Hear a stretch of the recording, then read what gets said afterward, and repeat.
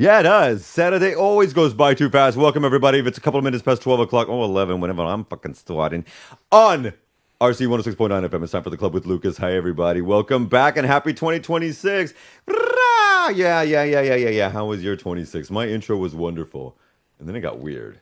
And then it got weirder. And now it feels really great. Pinch your nipples, everybody.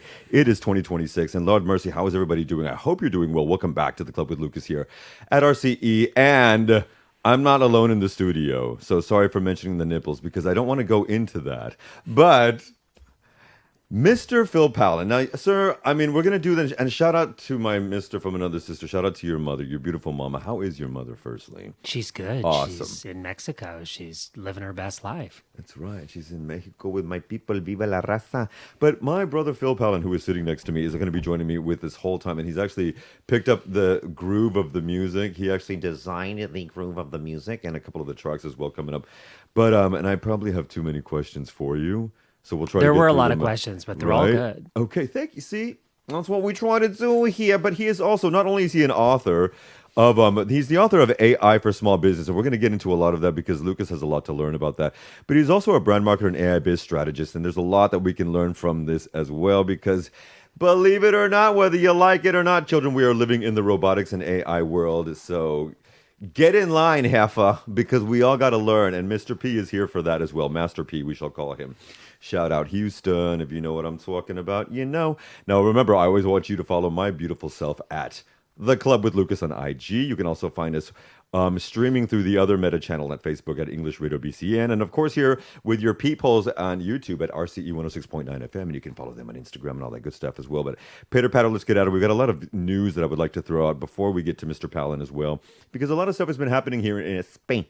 And of course, we always like to throw that information in English here in Spain because we're the ones who do it best. I'm the one who does it best. So I'm going to give you that as well because the North American Pope is coming and it makes me happy and I know it'll make you happy too.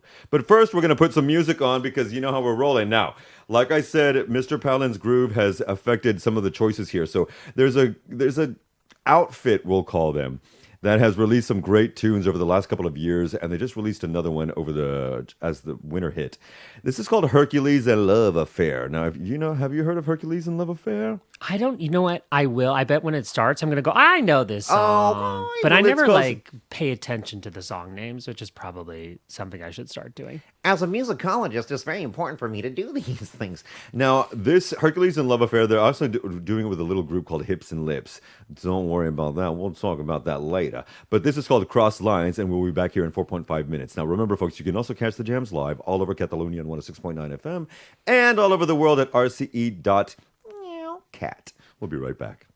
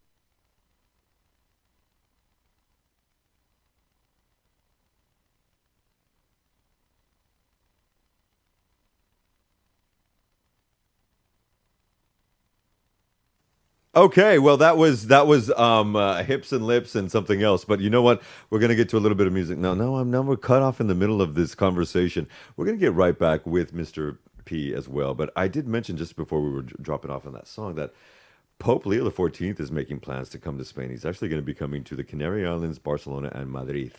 Now, I'm going to presume that he's going to go to Sagrada Familia. That is usually the iconic place where they come to do that, where only men do all the serving. Then immediately after leaving, all of the women come and start cleaning up. It is the weirdest thing.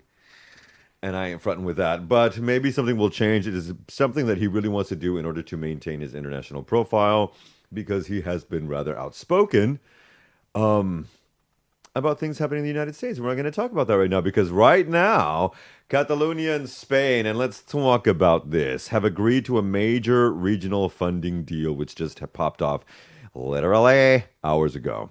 So, separately, the ERC leader, which is Oriol Junqueras, shout out, met with Prime Minister Pedro Sanchez to discuss the proposed financing system, underscoring their priorities here. By there, I mean over here in Catalonia.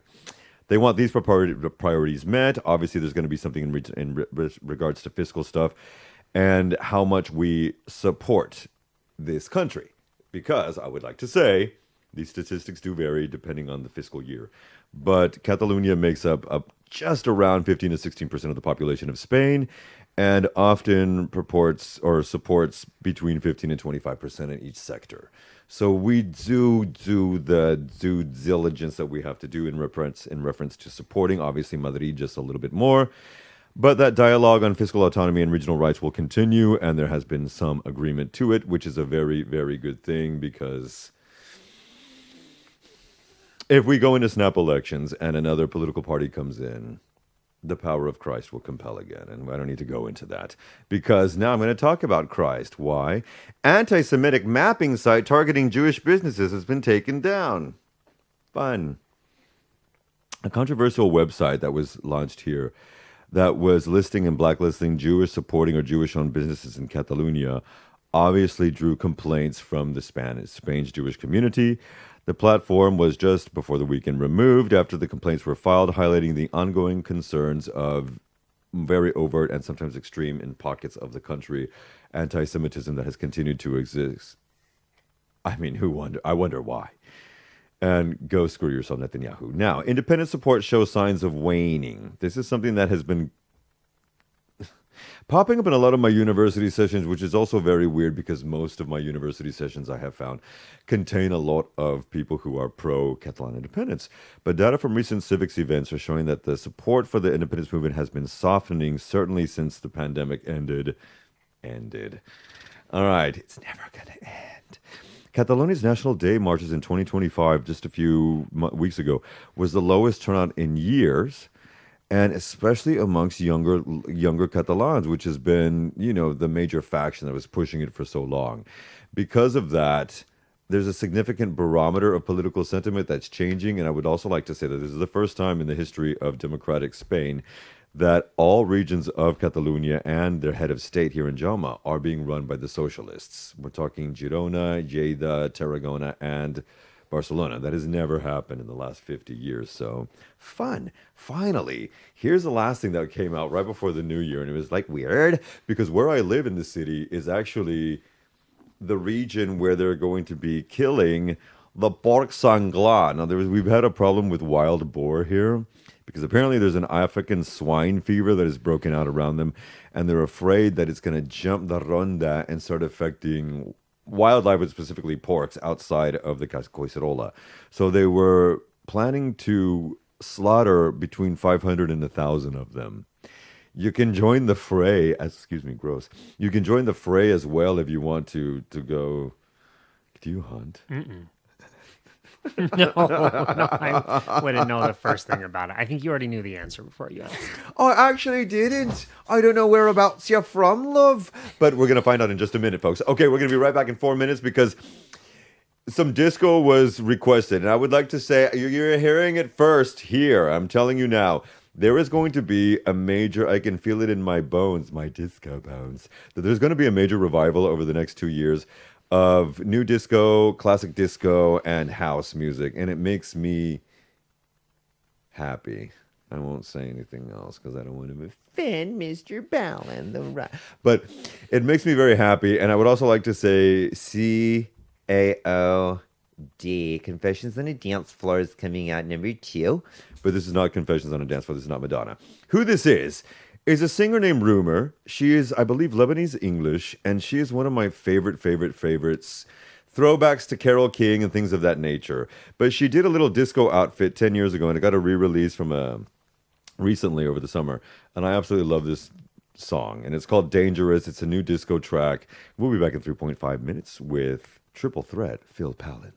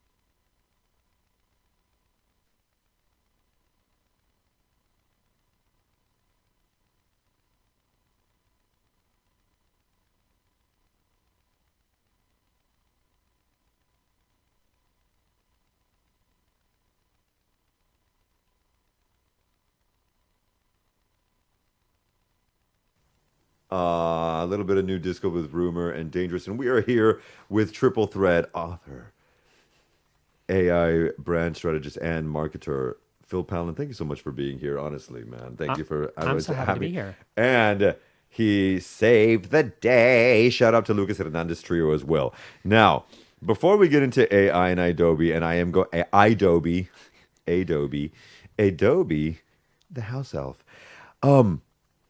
the first Creative Cloud subscription that you launched. I mean, this was back in the day, or maybe not. What's the most fulfilling thing that you've gotten out of that? And the campiest early project that you ever worked on? And it has to be camp. Has to be camp. To be okay. camp. Well, I graduated 2011 and applied for jobs at ad agencies and marketing companies because I thought that's what I was supposed to go do, work for someone else. Where did you graduate from, if I may ask? Full Sail University, Central Florida, Hell's you to the end. but from Canada. Okay, I was going to say. Yeah, from Canada. So that got me to the US. But I couldn't find a job. So honestly, my Creative Cloud subscription that I had left over as a student is how I launched my own business. I had Photoshop, I had Illustrator. What I could do with those programs was a little questionable, but I thought, you know what? I've got tools. There seems to be demand from small businesses, right? Not big companies, but people, individuals. First 3 clients were a real estate agent, jewelry designer, and a makeup artist. All women. Shocker. Yeah. But they were like, Phil, help me figure out social media, which was in its infancy at the time, 2011. We're all trying to figure it out. And how do I build my business? How do I show up online? So that's always been what I focused on. And my Creative Cloud subscription was how I started a business. So proud of none of that was campy, though. Oh, you're right. It was so serious. No, but was one of the things that you did for the ladies? I mean, it had to have been camp, right? One of them. So this is kind of campy. Oh, I this lived is Florida. I lived in LA I moved to LA after I Okay, graduated. okay. So I've never owned a car or driven in Los Angeles ever. So this is kind of campy. I'm picturing driving out to meet, not driving. I got to take that verb back. Yeah. Riding my bike out to Manhattan Beach from where I live, which was Culver City, an hour and a half. My client said, "Can you meet me in person?" And I said, "I mean, as long as you're fine if I show up in fitness clothes and a little sweaty, because I'm going to ride my bike along the beach for an hour and a half to come and meet you." So I lived in LA for 7 years, never drove a car. Okay, that is very rare. It is very common when you come from New York City to say that. Although I had a car in New York City, which was odd, and not easy to park. But Lord mercy, did you ever take that subway? That's what we'll call it in LA. I think maybe once. It was Okay. scary. Right. And it doesn't go anywhere. It's like, No, we're it just, stopped. like, does a loop. Last one, go Yeah. on. Well. So you're just a child in 2011 in California riding a bike. Yeah. What's the most unexpected lesson you learned while becoming this strategist and marketer? Unexpected lesson. Okay. I remember when I was doing all the designing myself, so logo design and website design. I really liked websites in particular. Logo design I never really loved. And I reached a point where I was like, okay, I'm okay at this, but I'm not great. I'm better at the talking, I'm better at the strategizing, better to be involved in the design. And I remember consciously going, I need to hire someone else to be a part of this. I don't know how to do that, how to pay them, and then how do I still make money? I didn't know any of that. Yep. But that was the most important, maybe the most unexpected lesson at that time was don't do the thing that the thing that I was doing at the time. Like, it was more important for me to say, focus on the things that I'm good at and hire other people to do what they're better at than you. And that's how it grew. Okay. So when you're dealing with that, you also have to be the critique of yourself. Yes. I don't know. Are you a tough critique of yourself? Or do Yeah, you know I how would to say take it? so. Okay. I would say so. Have you become less tough on yourself as you get older? Yeah, I become a little more comfortable. Like for example, make a lot of YouTube videos. So I have a formula that I stick with. If someone's Okay. like, can you go outside that formula? I'm like, no, not really. And you don't have to. I don't have to. Yeah, I don't Exactly. have to. Exactly. I've made 413 videos since 2020. So I have a formula and I stick with it. And if someone wants something outside of that, I'm like, no, not today. There you go. Well, Not then today. you've worked with Shark Tank stars. Yep. You've worked with Nobel Peace Prize winners, politicians, and you already know other people on the entertainment front. Now, who gave you the toughest branding critique? Who gave me I remember you wrote this question down. I didn't think about it ahead of time. I probably should have. Who gave me the toughest branding critique? To be honest, it's normally my mom. Really? Yeah. Shout out, Not mommy, the again. client. No, but she'll say, I'm not sure about that. And you know what that means. Mm-hmm. I'm not sure about that. Okay, say no more. Yeah, it like usually that. comes from her. No, but we need that though. We need that kind of grounding energy. I do. Okay. Why? Mm. Not just because it's mama, but why do you need that kind of grounding energy? So when I think about the people that I have in my life, like my closest people, it's usually people that keep me grounded, keep the ego grounded, like good Call feedback. you out on shit. Call me as out. well. Yeah, I love it. I love it. Okay. I love it. All the people in my life that are super close, they play that role. Do you think then the gay community calls people out on their shit? I would say so, but I think it's kind of it's a generalization. I mean, obviously, but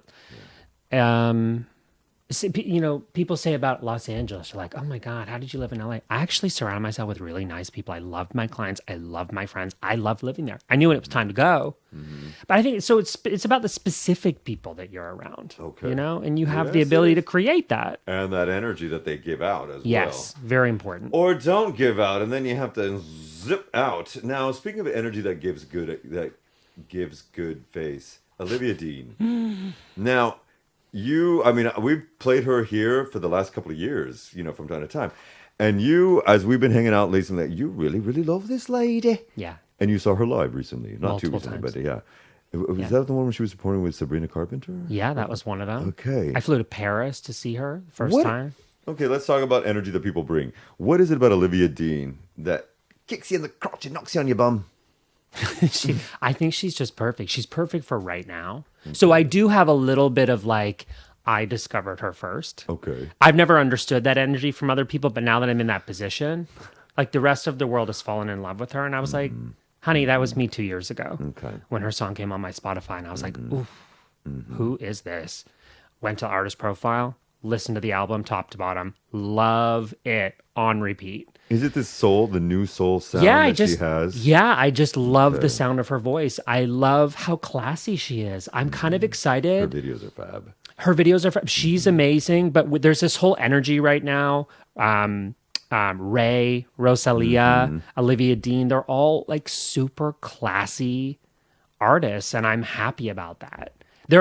And now I sound old, but there's times when I watch a concert, when I watch a performance, everyone's freaking out about it, and I'm like, Like who? Britney at the 2007? I'm just kidding. no, I would never bad talk Britney. She's culturally iconic. Now we're going to move to a song now. Britney and Taylor and Justin Bieber are not played in this studio. Those are great examples of people that don't impress me. But you just said Britney was a cultural icon. Well, she is, but the others, Taylor Swift, no thanks. Tay, I will say I do dig your como se diu, business model. It Yeah. was ripped off from Beyonce and Madonna, specifically Madonna, but okay, part of the people. This is because I love this track. It's so easy to fall in love. So we're going to play this one here. And remember, you can always catch the jams live, my beautiful people, at 106.9 FM all over Catalonia and rce.cat around the world. And we'll be right back with Sir Phil Palin in just 3 minutes.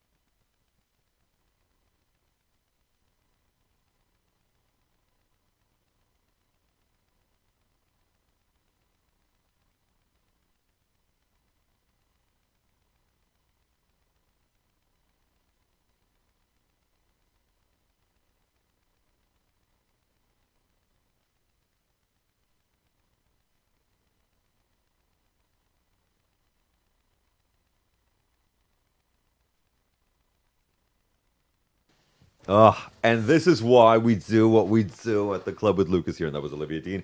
And it is so easy to fall in love. You know what, Phil? It's so easy to fall in love with you and the work that you do. And let's get me back to those questions because this is where my sneak peek was, child. Now, if we look at some of the things that you've done, and the thing specifically, you're a trusted Adobe collaborator. Let's keep it real. Let's keep it real. Now, you're a fan of Adobe Express, Firefly. I'm gonna presume. Okay, cool. Tell us one of the the OTT tricks or workflows that you always show behind the scenes but rarely admit to, like on places like TikTok. Is there a little tip that you could give the users? Yeah, I don't keep anything secret. So I'm a big Awesome. fan of if you're using AI in your designs or in your work, disclose it, be transparent about it. Of the AI. AI, yeah. We shouldn't feel guilty about using tools like ChatGPT nowadays, but we need to rewire how and why we're using them. We're not using them as a shortcut or to save time.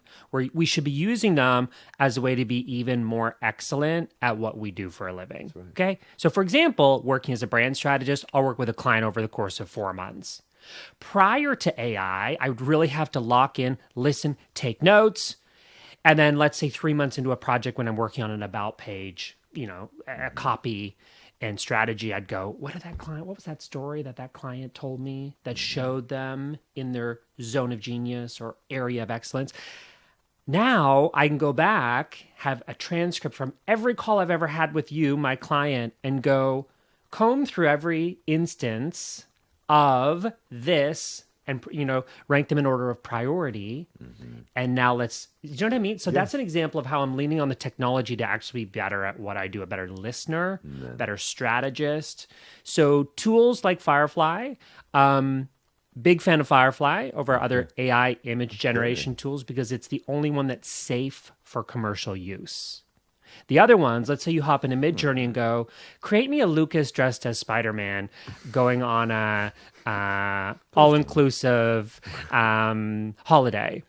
That would be a fun image, but you don't own the rights to Spider-Man, do you? Mm-mm. Didn't think so. Mm-mm. So you could actually end up in big trouble. Yeah, exactly. Firefly is trained to not know what Spider-Man is, so it doesn't infringe on anyone else's trademark. So it would just make me look like a spidered man. I don't know. We should try it out. But it's by design. It's meant to keep you safe. Okay. So that's like an unsexy part of AI. Unless you have a lawsuit, then it becomes very sexy. Okay. These are the things we need to care about, right? Privacy, compliance, security. One of my business clients works specifically in privacy, and the way that he talks about how every single company is really with privacy specifically.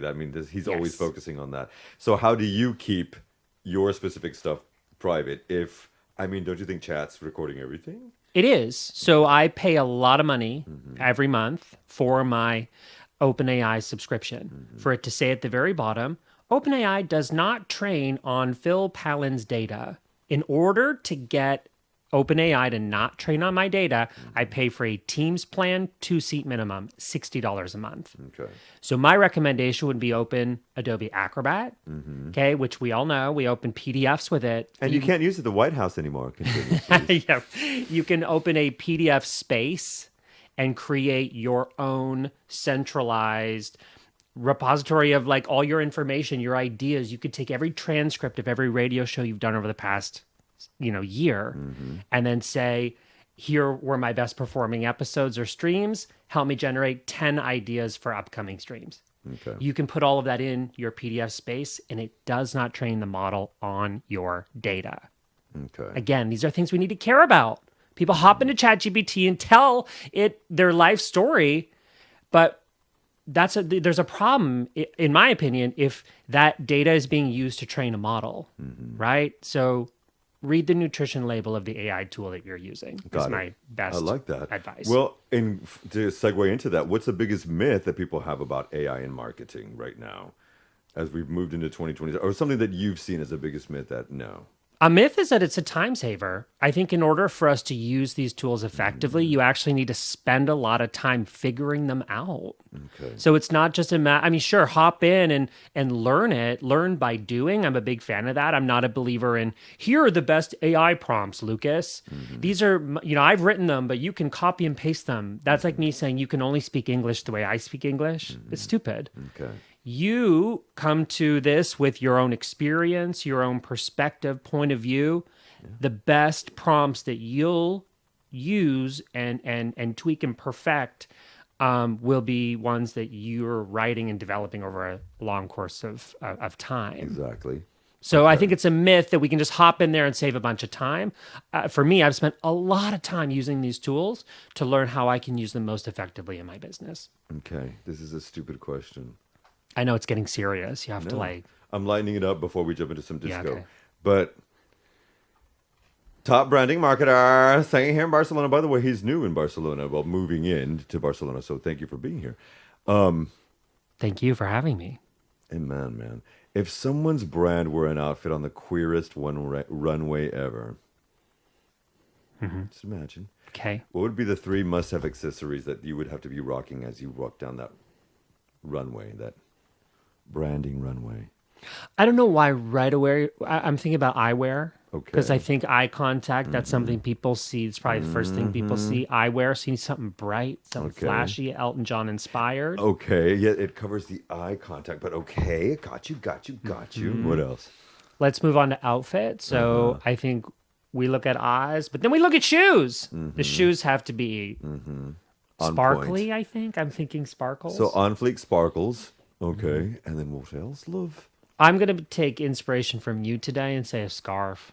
But I want big, fluffy, Okay. vivacious. So more energy. woolen, Yeah. not linen, Not so Not linen sophisticated. lacroix. Not Yeah. linen lacroix. Exactly. Okay, got it. All right. So, and why do those things rock it? Why do those 3 things rock it on this runway? I know I chose all accessories, actually. Isn't that interesting? I Is wasn't it conscious interesting? of that. And you're not really because you're No, wearing little I'm- accessories Yeah. today. Well, I don't wear accessories in Barcelona because I don't want to be robbed. Do you know what? I know what. The power of the devil made him say that. But you know what? My brother did a beautiful thing, and I want to recommend this to too, because I haven't mentioned this in a long time. But I actually am a big believer in staycations. Even if you make your own abode, a different manner of staycation, then you can do that. But you did this last night, and then Yeah. marched your happy self over here. Why did you do that? Before we jump into the disco. Well, we collect points through Hyatt, and we same with airlines, like fly the same airline, stay in the same hotel. Get the points. We get the points. So we had a free night at Hyatt that would expire at the end of this month. So we thought we got to use it. Okay. So what do we get from that? We get a free night. We did have dinner at the hotel just to try it out. So we paid for that. But then we got a free breakfast this morning. Okay. How was the dinner at the Hyatt? The rating was 4.4 before we got there. I always check that out. I would give it a 4.4. Okay. There were some dishes that were really outstanding, and there were some that were not outstanding. One thing I loved was that they came and refilled my glass of wine, which I wasn't supposed to be having some doing dry January, but I lasted 9 days. They refilled my glass of wine, and that you know what? I'm going to increase the rating from 4.4 to 4.7. 4.7 got- just for that? Yeah, Okay. yeah. Now, they were abolishing your dry January, though. So that's okay, though? I'm fine with it. I'm over Okay, well, it. we're going to abolish that. And what I'm going to abolish right now is the idea that disco was only Gloria Gaynor's I Will Survive. Thank you. There was a wonderful producer, is a wonderful producer named Giorgio Moroder, and he's a Frenchman who's obviously has Italian ancestry. And he was the major producer behind a lot of Donna Summer's music. We're about to play a Donna Summer track from 1977. Okay. Now, this track is called Now I Need You, and it is about 7 minutes long, but it is one of the first forays, I would say, as you listen to it, in the move from house to techno. But of course, this was before house music existed. This was 1977. This was before either of us existed. But I want you to listen to this. This is again from Donna Summer's Once Upon a Time album. It's called Now I Need You, produced by Giorgio Moroder. And we'll be right back with a little bit of wrap up with Mr. Phil Palin in just a moment. Yeah. Bye. Hi. or not. Now I'm going to adjust the frame. Uy, papi. Quería empezar con 30 segundos, pero ni modo ni modo.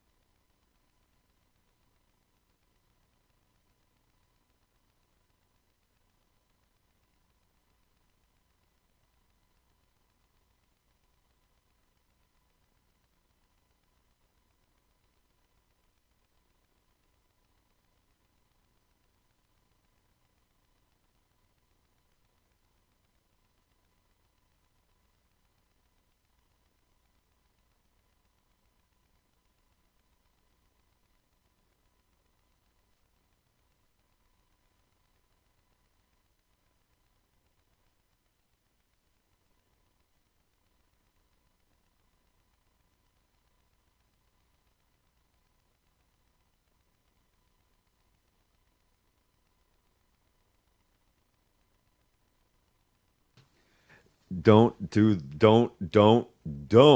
the poppers right now. But that track is how old is it? 49 years old. 49 years young. 49 years ago, Donna Summer was ruling the airwaves, and she's still doing it now. Now, let's get back to this book, because you wrote a book called AI for Small Business. I did, about a year And ago. unfortunately, we haven't got a copy, so when I do any post, I'm going to make a picture and post it there on the side as if you're holding it. And we didn't get that on video. Damn it, Bobby. Now, why did you do this? It's so bloody necessary, especially as we move into 2026. But this came out over a year ago. Yeah. Why did you write this one?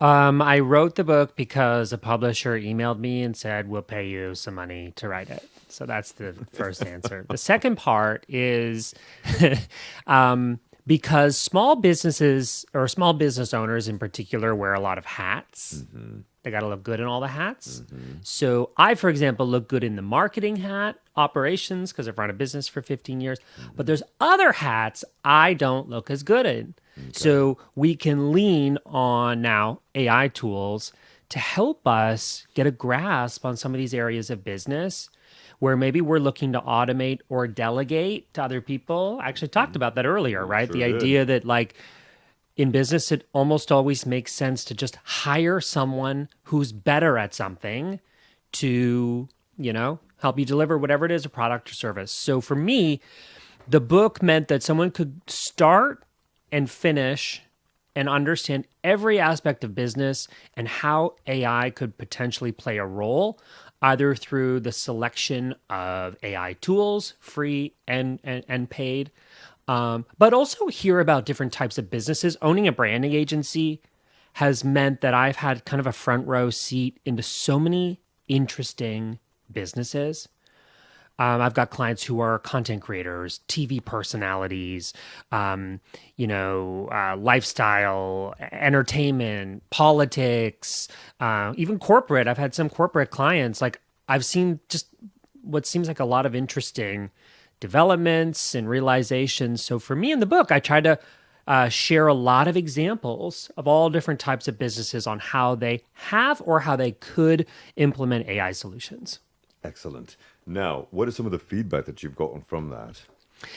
It's cool, actually. I got a text from a friend a few days ago. He was in a bookstore and there was my book. And he said, look what I found, something to that effect. And that made me really happy. I got another message from someone on LinkedIn a few days ago that said, Phil, I finished the book, start to finish.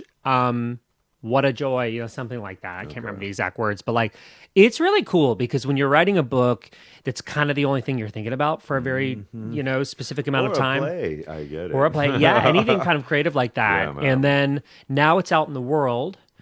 Stresses me out a little bit because it's already been out there for a year, and I'm like, we need to update things. A year has already passed. Wow. And to go the traditional route, we had to submit the manuscript like 8 months before. So there are things in the book I need to update. I'm going to try not to think about that right now. Okay. But yeah, it's cool that it's out there and it's helping people, and I love that kind of feedback. Is any of this AI progression freak you out? Is there anything about the future? Of AI? course. Yeah, What would of be a course. major concern for you in that aspect? I don't like having to open my social media feed, watch something and go, is that real or is that fake? I hate that. Okay. I find it deeply concerning. So things like deep fakes, unfortunately, are only going to get better. I'm an optimist, so I try to focus on the positives. Like AI has been amazing for me for productivity and for many other clients, small business owners. It's amazing for productivity. But there are definitely things that scare me. Deep fakes, impact on the environment, not great.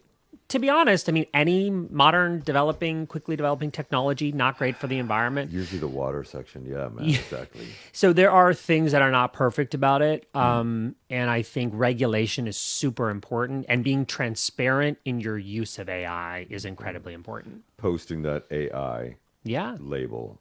A couple of last things. A piece of advice you'd give your younger self, your 2010-11 self about to graduate. What would you say to that younger man? Still young, still very young. I don't have a lot of regrets, so it would maybe just be reaffirming advice that it's so important to build your career around something you love to do. I think about like when I was a kid, I used to, I used to love like playing video games like The Sims. I used to like love building houses and designing things in a video game. And to be honest, there are moments where I'm like, my job is now not that different from those video games. Designing, right? Designing things, creating videos. I love teaching people how to do cool stuff. And that is now my job. And I love my job. And I hope that everyone in the world can land on something, a business, a brand, I use those terms interchangeably, that really fulfills them. Amen. Hells to the okay, lightning round of my puppety oddball questions. Photoshop or Firefly? I would, well, Firefly is incorporated in Photoshop. So let's say Firefly. Okay, wow. Okay, I want to recall this. Darling. Okay, most used emoji in your comments. I think I probably tell you that one. Yeah, it's the cat that smirks like this. It's that one. I love it. Brand color that screams champagne and charisma. What? Brand color that screams champagne and charisma. And your thoughts on the new Pantone color. Yeah, well, that's actually the color I was thinking of. A lot of people hate the new color. I actually really like it. I like the clean, like the cleanliness of it. It also works beautifully in combination with other colors. Ain't it just a darker eggshell white? I'm just kidding. Honey, Now, we need eggshell right now. We just need a blank slate, you know? if your personal brand had a theme song, what would it be? And it can't be the Golden Girls theme song, though. You're probably too old for that, young for that. It's going to be an Olivia Dean track. I love it. Where can people get your book, sir? Not in Spain, sadly. I know. I tried to order it to bring a copy today, and I can't get it on Amazon in Spain. Okay. So I don't know who we need to call about that. The mayor? I don't know. All right. So throughout the U.S. and or UK. Well, you could actually get the Kindle or the audiobook. Obviously, those are digital formats, but the physical book you can't get on Amazon in Spain. Okay, so over in the English-speaking world, you can get that through Amazon. Yeah, You can get that definitely. in bookstores. Yes. You can also order it through Kindle and or the Audible format. I Bingo. would say that by Mr. Phil Pound. That again, that is called AI for Small Business, and we'll be throwing a little, little symbol of it wherever we go. Remember, folks.